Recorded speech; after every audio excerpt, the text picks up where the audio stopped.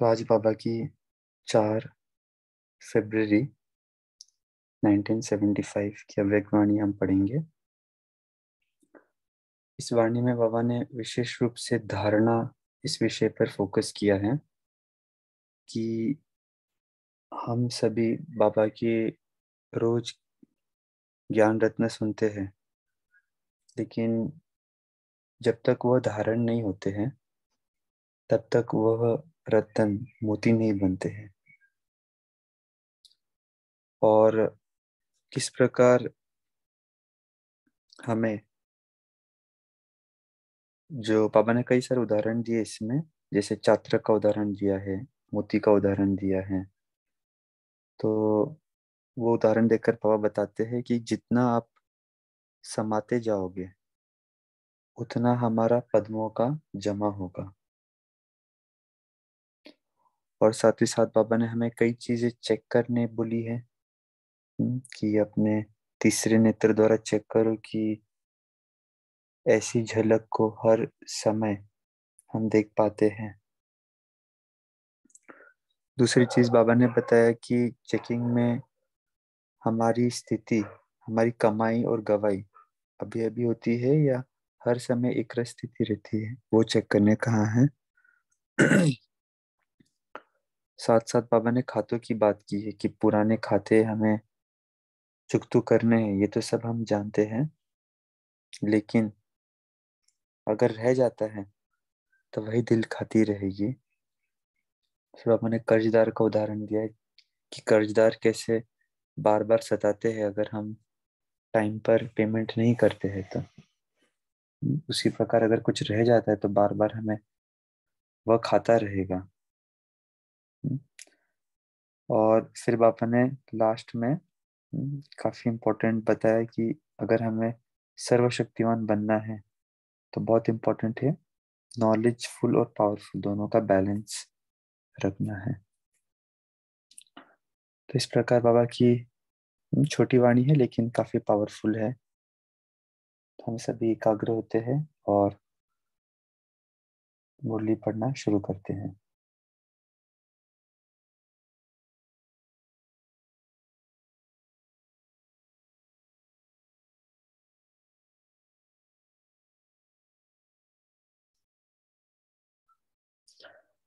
तो तारीख है 4/2/1975। टाइटल है ज्ञान को स्वयं में समाने समाने से ही अनमोल मोती और अमोघ शक्ति की प्राप्ति। ज्ञान का खजाना देकर सदा खुश बनाने वाले तथा सर्व शक्तियां देने वाले शिव बाबा बोले, अभी संगम योगी श्रेष्ठ आत्माएं इस समय चात्रक के समान है। जैसे चात्रक मतलब क्या होता है, हम सब जानते हैं कि जब अ, वर्षा ऋतु होती है तो जो मोर होते हैं वो चात्रक समान बादलों को देखते हैं कि कभी वर्षा की एक बूंद आए और उन्हें तृप्त करे। तो वो बहुत समय तक अगर बादल रहते हैं तो मुंह खोले ही बैठे रहते, एकाग्र रूप से वह होते हैं ताकि आ, वो मिस नहीं करे। तो हम भी जब बाबा की वाणी सुनते हैं तो चातरक होके आते हैं। माना देखिए, इतने सवेरे सवेरे हम उठ के सबसे पहला कार्य करते हैं बाबा की वाणी सुनना। तो सब कहाँ से है लेकिन बाबा की वाणी सुनने आ जाते हैं। तो बाबा ने चातरक का मिसाल दिया है। और दूसरा बाबा ने मिसाल दिया है सीप। जैसे अभी आपने देखा होगा कभी मोती जो सागर में बनता है वो सीप में जनरली पाया जाता है, जो शेल होता है उसके अंदर वो मोती होते हैं। और वैसे तो मोती बनने की प्रक्रिया अलग है, लेकिन जैसे बताते हैं कि जैसे बूंद होता है, एक एक सागर का बूंद समान वो मोती होते हैं। तो वो मोती बनने तक की यात्रा बहुत बड़ी होती है। हम्म, तो दोनों उदाहरण बाबा ने दिए हैं। अभी संगम युगी श्रेष्ठ आत्मा इस समय चातरक के समान है। जैसे सीप के लिए कहते हैं कि हर बूंद को स्वयं में समाने से मोती बना देती है, ऐसे ही आप सभी भी जो ज्ञान के बोल व महावाक्य सुनते हो और धारण करते हो, वह एक एक बोल क्या बन जाते हैं। आप भी उसे मोती बना देते हो। हम्म, तो देखो मतलब होता है सागर ही, सागर के अंदर पत्थर भी होते हैं, कई चीजें होती है, लेकिन वो शेल एक इस प्रकार से मोती उघड़ाता है, मतलब उतना ही क्वांटम उस सागर की उसमें जाता है जो मोती बनने की प्रक्रिया में हेल्प करता है। तो पापा का ज्ञान भी सब जन को मिलता है, एक समान है, लिखित रूप में है, ऑडियो में है, हम सब सुनते हैं। लेकिन जब हम उसे मोती समान धारण करते हैं तब, जब हम उससे सीप समान धारण करते हैं तब वो मोती बन जाता है। और यह एक एक बोल पदमपति बनाने वाला बन जाता है। एक एक बोल अमूल्य तब बनता है जब उसे धारण करते हो। जैसे छात्रक बूंद को धारण कर लेते हैं, वैसे ही आप भी इस ज्ञान को सुनकर समा लेते हैं।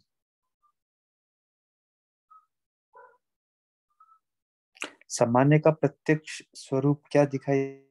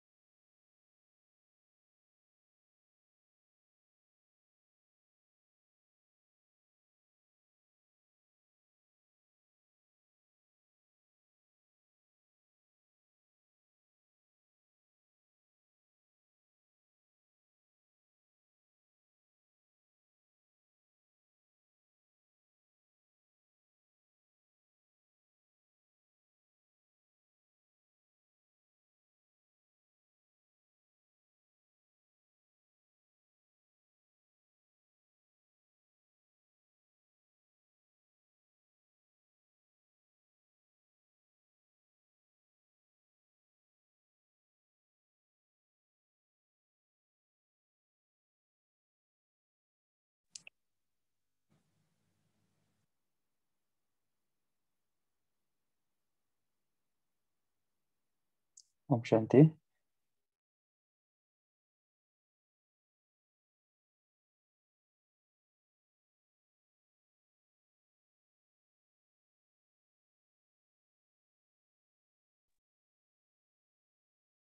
ओम शांति।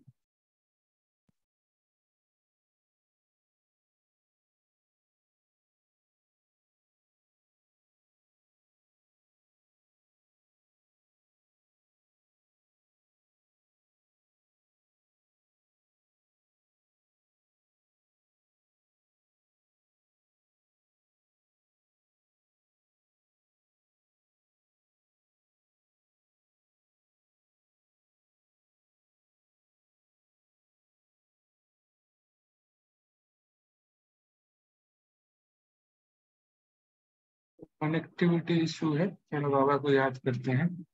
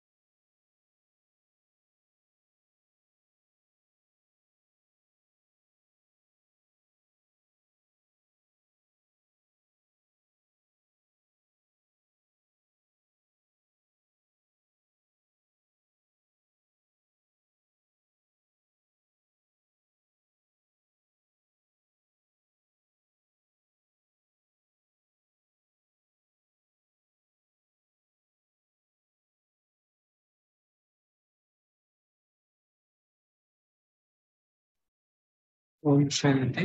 प्रफुल्ल भाई जी, आपका अनम्यूट। अच्छा, शांति। कहाँ तक सुन पाए आप, पता नहीं। आप फर्स्ट पेज ही सुने थे। ओके, ठीक है। हम चर्चा कर रहे हैं। बाबा ने बताया था, जितना धारणा और उतना बाबा के बोल अमूल्य। ये दोनों डायरेक्टली कोरिलेटेड हैं। और जितनी धारणा होगी उतनी हम बातों को समाएंगे। जिसमें बाबा ने बताया था, संकल्प, बोल और कर्म तीनों में पद्मों की जमा जमा होगी। हम्म, और हम स्वरूप बन जाएंगे। तो बाबा ने बोला, अभी हम ये सब चीजें जमा तो कर लेते हैं, धारण तो कर लेते हैं बाबा के मोती, बट इसको इसको चेक करना है। तो नेक्स्ट पेज में बाबा ने बताया है कि अपने दर्पण में तीसरे नेत्र द्वारा अपनी ऐसी झलक को हर समय देखते हो, हर सेकंड के जमा का हिसाब चेक करते हो, प्लस कितना होता है और माइनस कितना होता है, ऐसे अपना स्पष्ट हिसाब रखने के अभ्यासी बने हो। हम्म, तो बाबा ने जो फर्स्ट 2 पेजेस में बताया है कि हमें बाबा के ज्ञान मोती जितने धारण होते हैं, अब बाबा बता रहे चेकिंग कितना होता है। हम्म, अभी चेकिंग के अंदर 2 ऑप्शंस रहेंगे। एक रिजल्ट ऐसा होगा कि हमारी अभी अभी कमाई होती है और अभी अभी गवाई होती है, और दूसरा रिजल्ट ये होगा कि हमारी एक रस अवस्था रहती है। तो बाबा ने बताया कि विशेष समय निकालकर हिसाब किताब देखते हो। यदि अभी अभी कम में अभी अभी गवाई, यह उतार चढ़ाव अगर ज्यादा होता, तो चेहरे तो सोचने, देखने और करने का विशेष समय निकालना होगा।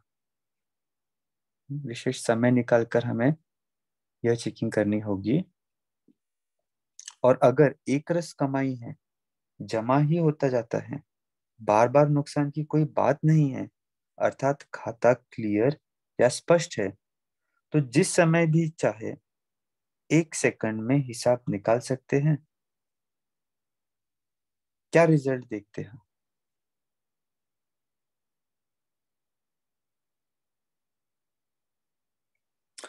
फिर बाबा बताते हैं, अभी तो अनेक आत्माओं के अनेक जन्मों के बने हुए खाते, जिसको पाप कर्म का खाता कहा जाता है, उसको भस्म कराने वाले वे स्वयं अपना नहीं बना ऐसा खाता बना नहीं सकते। तो बाबा ने बताया कि जब हम दर्पण में देखते हैं, विशेष बाबा ने बताया समय निकाल के चेक करना है कि हमारा कमाई और गवाई ये कितना है। लेकिन साथ में बाबा ने बताया कि आपको ये, अगर हमारा खुद का ही खाता क्लियर नहीं हुआ है, तो हम विश्व की आत्माओं का खाता कैसे क्लियर करवा सकेंगे। इसलिए बाबा इंपॉर्टेंस बता रहे हैं। यह तो पुराने खाते हैं, आप तो पुराने खाते समाप्त कर नया जन्म, नए खाते बनाने वाले हो। पुराने खाते सब खत्म हो रहे हैं, ऐसा अनुभव होता है। तो ये भी बहुत इंपॉर्टेंट है अनुभव करना, कि हमारे कार्मिक अकाउंट्स या पुराने खाते कितने क्लियर हो रहे हैं। यदि पुराने खाते को पूर्ण रीति से चुकता करने की युक्ति नहीं आती है, तो यह थोड़ा सा रहा हुआ खाता बार बार दिल को खाता रहेगा। हम्म, पापा तो रामिंग वर्ड्स यूज करते ही है। तो ये जो खाता है, अकाउंट हमारा है, तो दिल को बार बार खाता रहेगा, अर्थात हमें हमेशा पश्चाताप होगा कि इतना रह गया है। हम्म, यहाँ भी यदि माया का कोई कर्ज होता है, तो कर्जदार बार बार तंग करते हैं। ऐसे कर्ज को मर्ज कहा जाता है। यह भी माया का कोई कर्ज पुराने खाते में रहा हुआ है, तब ही माया बार बार परेशान करती है।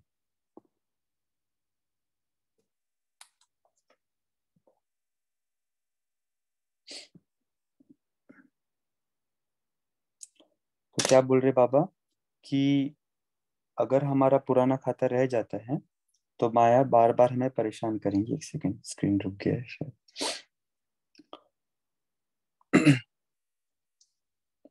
यहाँ भी माया का कोई कर्ज पुराने खाते में रहा हुआ है, तब ही माया बार बार परेशान करती है। वह किसी न किसी मानसिक कर्ज के रूप में है। वह कर्ज चुकता करना पड़ता है। तो अपने खाते को चेक करो कि कोई रहा हुआ कर्ज संकल्प व संस्कार के रूप में या स्वभाव के रूप में रहा हुआ तो नहीं है। जैसे शारीरिक रोग व कर्ज बुद्धि को एकाग्रचित करने नहीं करने देता है, न चाहते हुए भी अपने तरफ बार बार खींच लेता है। ऐसे ही यह मानसिक कर्ज का मर्ज बुद्धि योग को एकाग्र नहीं करने देता, बल्कि विघ्न रूप बन जाता है।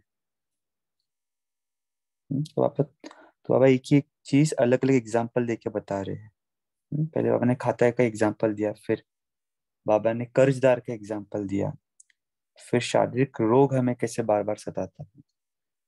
हम्म, अभी तो समय की समाप्ति की समीपता है, तो अपने भी सब हिसाब चेक करो और समाप्त करो। हिसाब किताब आता है ना, मास्टर नॉलेज फुल होना। पुराने खाते का कर्ज या तो व्यर्थ संकल्प विकल्प के रूप में होगा या कोई संस्कार व स्वभाव के रूप में होगा। इन बातों से चेक करो कि संकल्प एक है, याद भी एक है, एक को करते हैं, अथवा करना एक को चाहते हैं, होता दूसरा है। अपनी तरफ क्या खींचता है, क्यों खींचता है? बोझ है कोई जो अपनी तरफ खींचता है?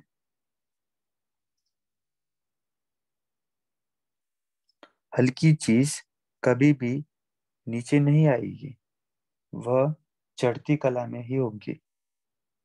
किसी भी प्रकार का बोझ कितना भी ऊपर करना चाहे तो ऊपर नहीं जाएगा, बल्कि नीचे ही आएगा। तो बाबा भी नेक्स्ट एग्जांपल देते बोझ का। हल्की चीज लाइट चीज ऊपर ही रहेंगी, और बोझ चीज को आप कितना भी ऊपर रखना चाहे, जिसका वेट होता है, वो नीचे आएगी ही आएगी। ऐसे ही सारे दिन में मनसा वाचा कर्मणा में, संपर्क और सेवा में, इन बातों को चेक करो। सेवा में भी प्लान और प्रैक्टिकल में संकल्प और कर्म में अंतर क्यों?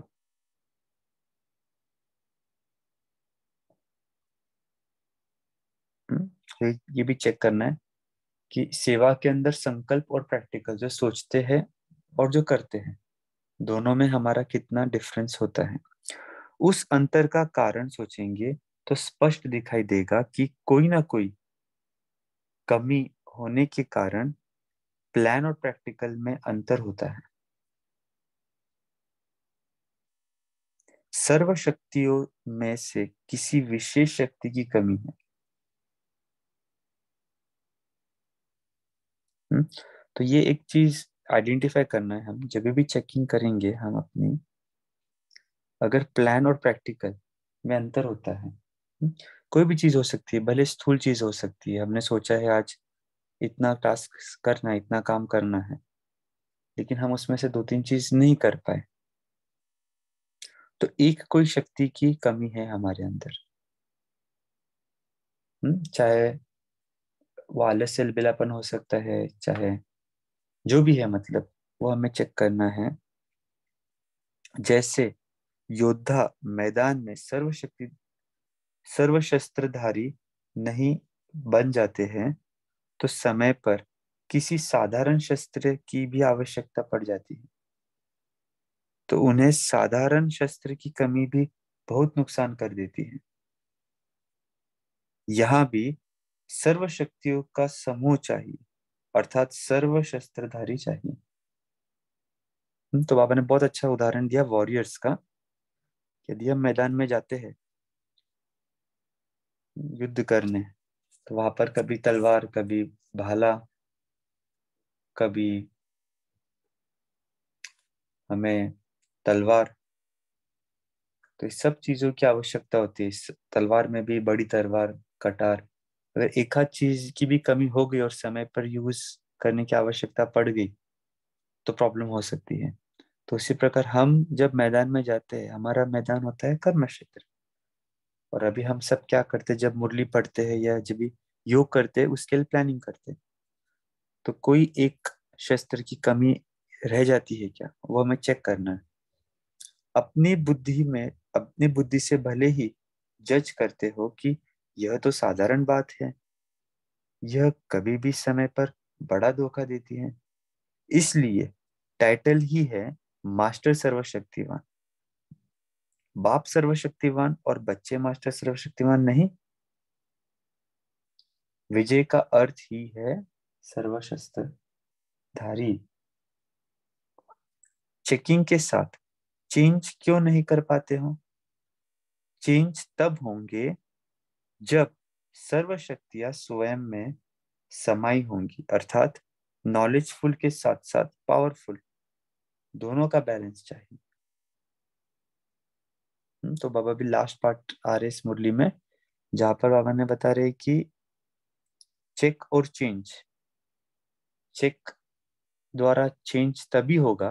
बाबा ने शुरुआत में 3 पार्ट में मुरली थी। फर्स्ट पार्ट में बाबा ने बताया इंपॉर्टेंस धारणा की, ये कैसे धारणा से हम प्रैक्टिकल आते हैं। दूसरे पार्ट में बाबा ने चेकिंग बताया। चेकिंग के बाबा ने 4-5 एग्जांपल्स देकर बताया किस प्रकार हमें चेकिंग करनी है और क्यों इम्पोर्टेंस है बार बार चेक से चेंज करना। अब यहाँ पर बाबा ने सर्वशक्तिवान सर्वशस्त्रधारी से कोरिलेट करके बताया है कि नॉलेज और पावरफुल दोनों का बैलेंस चाहिए।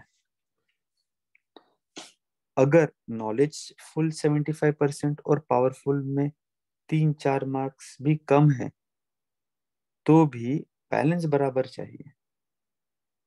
नॉलेजफुल का रिजल्ट है प्लानिंग और पावरफुल का रिजल्ट है प्रैक्टिकल। नॉलेजफुल का रिजल्ट है संकल्प और पावरफुल का रिजल्ट है स्वरूप में आना। तो प्लानिंग को ही बाबा ने हिंदी में यूज किया है शब्द संकल्प, और प्रैक्टिकल माना स्वरूप। दोनों ही समीपता और समानता ही दोनों का समान रूप बनना, अर्थात संपूर्ण बनना। योग में और सेवा में जितना समय स्वयं को बिजी रखेंगे, तो ऑटोमेटिकली कर्जदार को आने की हिम्मत व फुर्सत नहीं मिलेंगी। तो जितना बिजी रहेंगे उतना हम कर्जदार से इजी रहेंगे। तो अच्छा, यही मुरली समाप्त होती है। तो हम 2 मिनट क्विकली चेक करेंगे कि आज की मुरली में बाबा ने जो हमें बताया है कि हम कितने, सभी अपने अपने दर्पण में चेक करेंगे तीसरे नेत्र द्वारा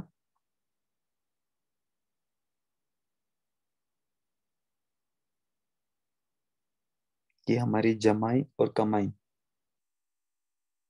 हम्म, कितनी है और कितना हम गवाते हैं। और दूसरी बात हम चेक करेंगे कितना हम सर्वशक्तिवान बनते हैं। प्रैक्टिकल में अगर कोई चीज की कमी होती है तो कौन सी एक शक्ति है जिसके कारण वो कमी आती है।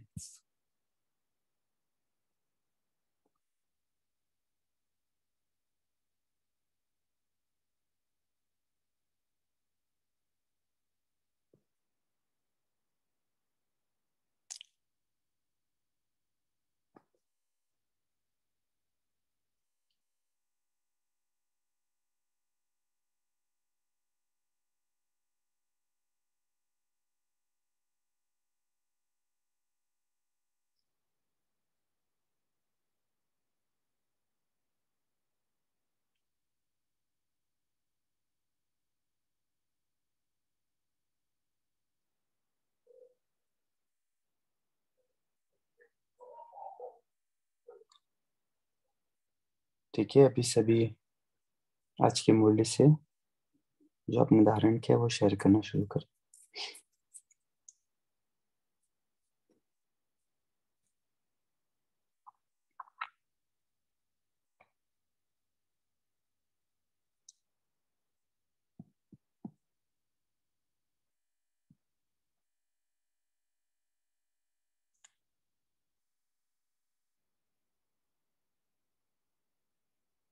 जी स्वाति बहन जी। ओम शांति। Good morning. तो आज बाबा ने जो ज्ञान का खजाना देने वाला, सदा खुश वाला, सर्व शक्तियां देने वाला मीठे बाबा ने आज हमारा जमा का खाता और माइनस कितना होता है हर सेकंड का वैसे हिसाब निकालने के लिए कहा है। तो अभी अभी कमाई, अभी अभी गवाया, तो जैसे बहुत व्यर्थ चलता है। और जो बाबा ने शक्तियां दी है, वहाँ सामना है, वहाँ सामना किया तो भी वो शक्तियां गवाई हमने। तो जो चढ़ाव और उतार है, तो वो भी चेक करने के लिए कहा है कि जो सोच रहे हैं, देख रहे हैं, और वो कर्म में कितना, तो वो भी हिसाब किताब देखने के लिए बाबा ने कहा है। अगर एक रस कमाई है तो जमा होगा, नहीं है तो गवाया। और बाबा ने कहा कि अपने ऊपर इतनी विश्व कल्याणकारी आत्माएं स्वयं को कहते हो, तो इतनी जिम्मेवारी है कि अनेक आत्माओं के अनेक जन्मों के बने हुए खाते को और पाप के कर्मों को खाता जो कहा जाता है, स्वयं का भी खत्म करना है, साथ साथ औरों का भी। तो इतनी शक्तियां जमा करनी है। तो अभी तो अंतिम समय है, तो बार बार अपने जो संकल्प है, स्वभाव है और संस्कार है, वो भी क्या क्या ऊपर आ रहा है अंत्य जो शूद्र जन्म का, वो भी हमें देखना है। जितना हम अपना खाता देखेंगे, और तो पुराने खाते कैसे चुकता करना है, इसकी युक्ति तो बाबा बार बार दे रहा है। कुछ रह गया है तो हमारा अंदर से दिल बार बार खाता रहेगा, तो जो हमने कमाई की है वो उसमें सोचने में ही जाएगी। तो इसीलिए बाबा ने कहा कि माया का कोई पुराना खाता है कर्ज के रूप में, तो माया बार बार आपको परेशान करेगी। और ये मानसिक कर्ज है, जैसे सारे शारीरिक कर्ज और ये स्थूल कर्ज और शारीरिक रोग अपन के बुद्धि को एकाग्र नहीं होने देती, वैसे वो मानसिक जो कर्ज है हम आत्माओं को संकल्प में भी ये करेगी और व्यर्थ में जाएगा खाता। ओम शांति जी। करुणा बहन जी।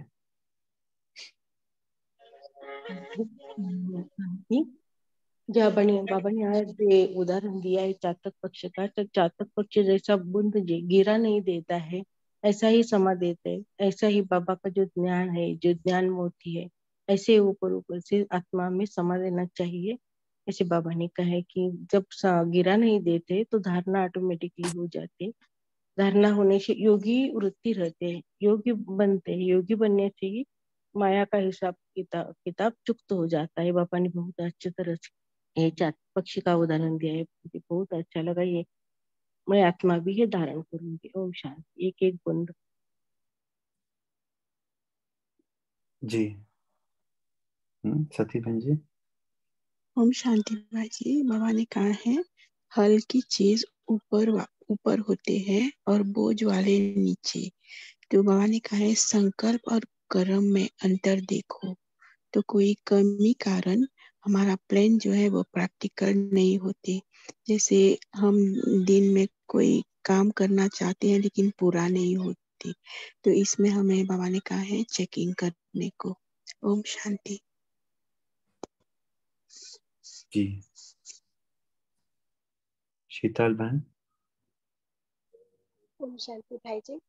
आज बाबा ने हम बच्चों के लिए बोला है तो चेकिंग करने के लिए कि हम जो बच्चे हैं जो भी प्लान बनाते हैं, मतलब नॉलेजफुल तो है लेकिन पावरफुल की कमी के कारण, मतलब संकल्प शक्ति हमारी होती है लेकिन उसको प्रैक्टिकल में आ, कर नहीं पाते हैं, इसलिए हमारे पास पावर की कमी है। तो बाबा ने कहा सर्व शक्तियों में कौन सी शक्ति की कमी है आपको चेक करना है, फिर उसको भरना है।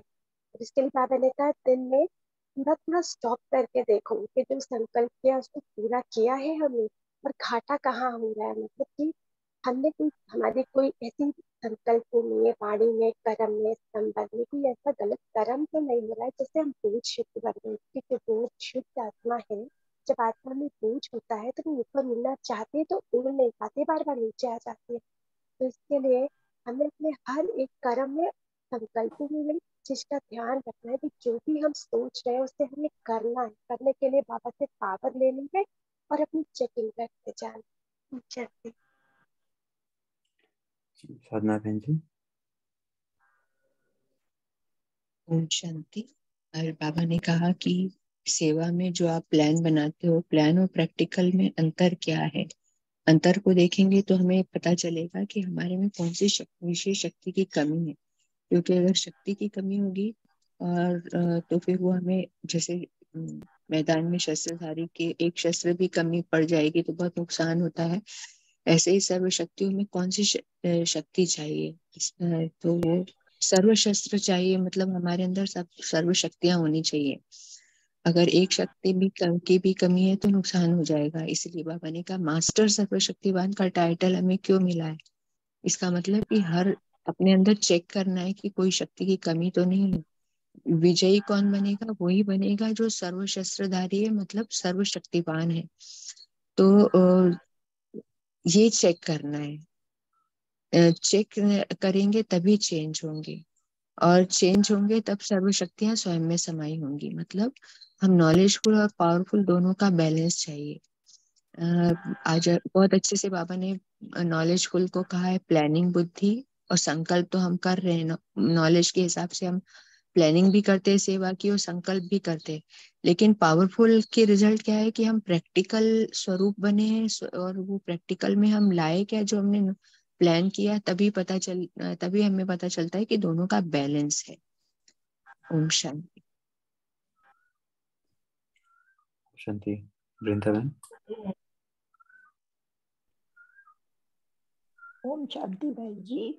बाबा ने आज कहा है जो ज्ञान बिंदु जो हर मुरली में बाबा दे रहे हैं हमें, उसको धारण करना, एक एक बोल को धारण करेंगे तभी वो बोल अमूल्य बनते हैं।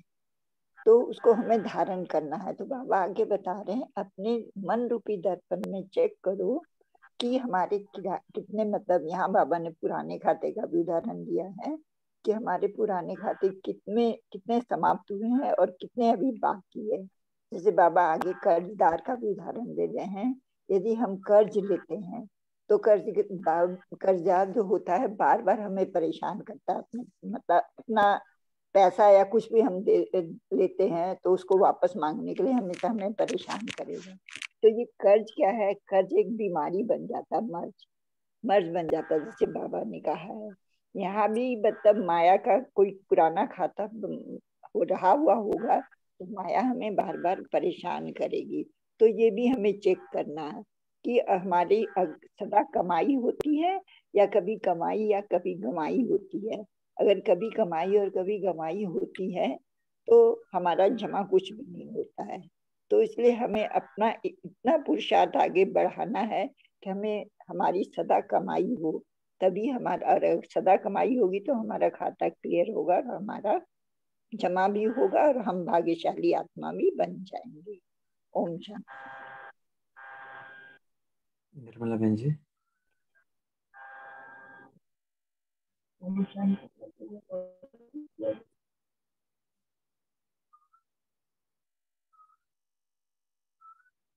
हाँ बहन जी, बोलिए बोलिए बहन जी।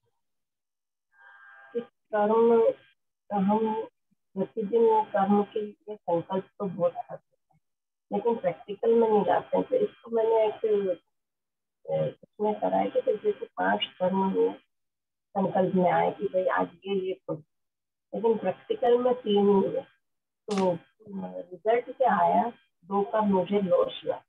उस लॉस को खत्म करने के लिए बाबा पोता में मांगते हैं कि पोता में दो मुझे, ताकि मालूम पड़े कि 2 का लॉस हो गया। कल इसके लिए वापस से प्लानिंग करूंगी कि नहीं, जो आज लॉस हुआ उसमें कमी के कारण से लॉस हुआ, उस कमी को मुझे भरना है। वहाँ समय बर्बाद किया है, कुछ न कुछ हमारी गलती होती है, तभी हम घाटे में चलते जाते हैं। तो परमात्मा एक एक चीज पर गाइड करता है कि तुम्हारे को घाटा नहीं होना चाहिए, उसको चेक करो, फायदे का सौदा।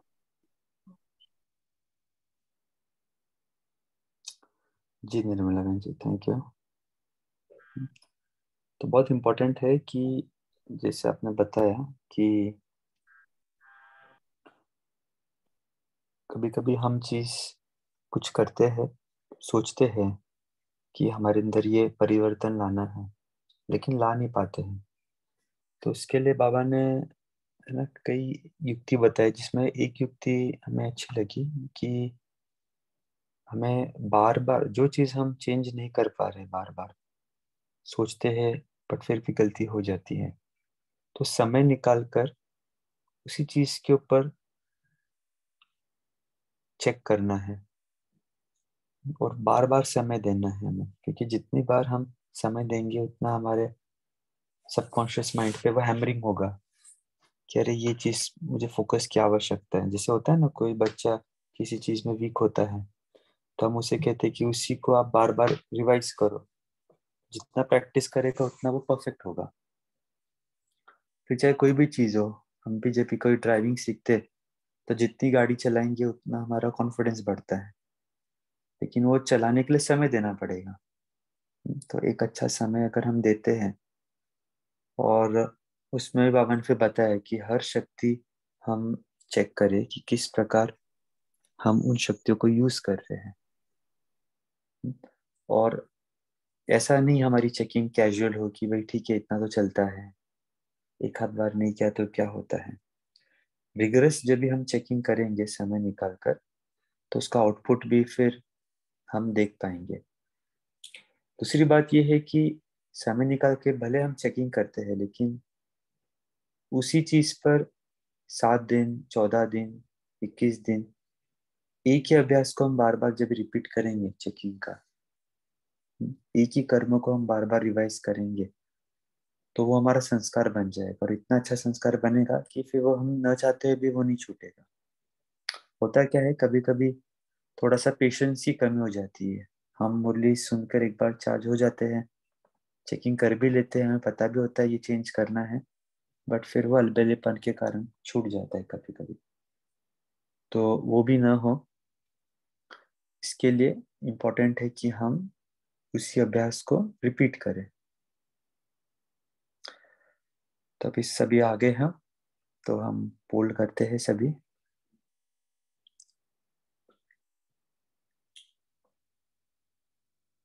और उसी के साथ साथ हम,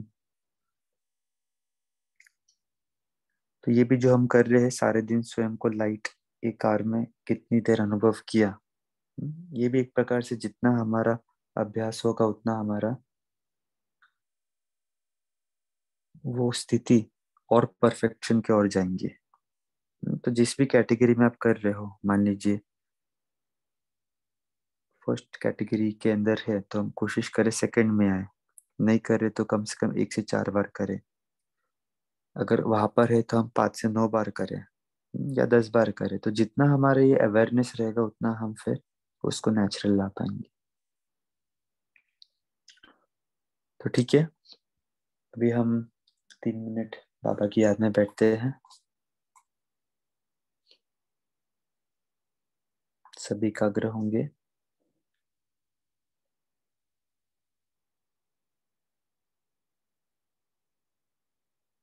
और अनुभव करेंगे कि हम एक रूहानी योद्धे हैं।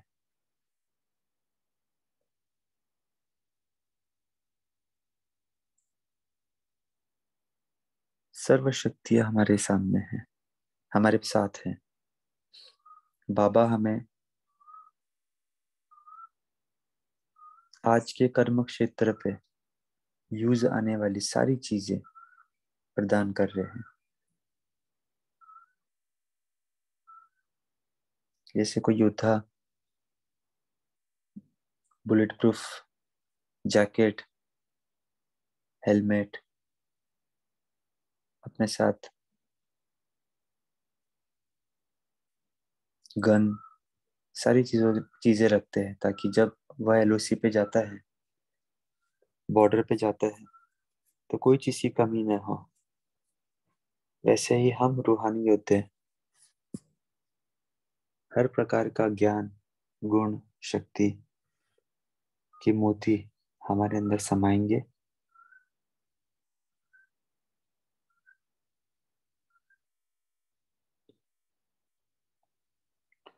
और आज के कर्म क्षेत्र पे जो भी बातें आएंगी, चाहे बड़ी हो या छोटी हो,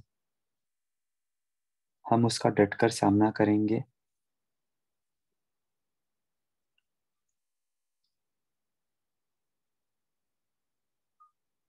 तो अनुभव करें, एक विजुअलाइज करें, एक कोई भी कर्म जो हम साधारण रीति से करते हैं, कोई भी कर्म हो सकता है और एक ही आप चूज करें। फॉर एग्जाम्पल स्नान करने का कर्म या ट्रैवल करने का कर्म एक स्थान से दूसरे स्थान पर, तो एज अ योद्धा मैं उस कर्म को कैसे विशेष बनाऊंगा वह विजुअलाइज करें।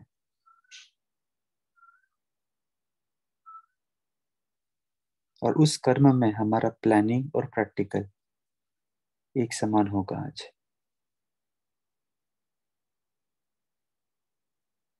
तभी हम नॉलेजफुल और पावरफुल का बैलेंस कर पाएंगे।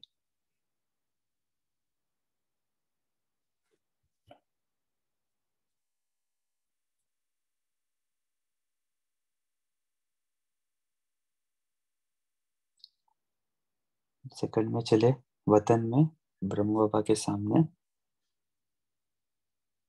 ब्रह्म बाबा की बुकुटी में शिव बाबा, और बाबा से हम वरदान लेंगे।